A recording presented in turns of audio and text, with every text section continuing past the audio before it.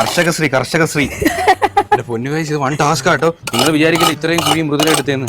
അപ്പൊ അത് ഞാനും കൂടെ എടുത്തത്. ആ സൈസ് ഉണ്ടോ കഴിച്ച് നിങ്ങൾ കണ്ടോ? അത്യാവശ്യം നല്ല സൈസാണ് നമ്മളാ നാരങ്ങ.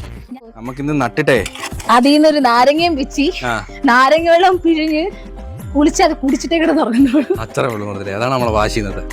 അത്രേ ഉള്ളൂ കഴിച്ച്. അയ്യോ അയ്യോ. മൃദുലയ്ക്ക് വേറൊരു പേരുണ്ട് കഴിച്ച്, ലക്ഷ്മി.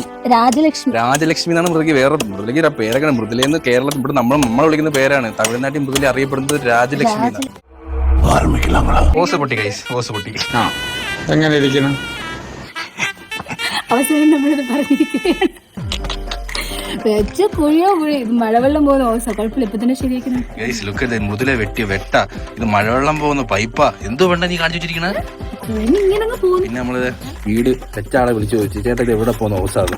പിന്നെ പറഞ്ഞ് ഇത് മഴവെള്ളം വെളിയിൽ പോകുന്നതാണെന്ന്. ഞാൻ മോട്ടറൊക്കെ ഇട്ട് നോക്കി. ഇനി കുടിവെള്ളം മുട്ടുമെന്ന് വരെ ഞാൻ വിചാരിച്ചു. രാത്രി ഒരു ചെടിയും കൊണ്ട് വെച്ച് പുല്ല് കുടിവെള്ളം മുട്ടേണ്ട അവസ്ഥ ആയിരുന്നു വിചാരിച്ചു.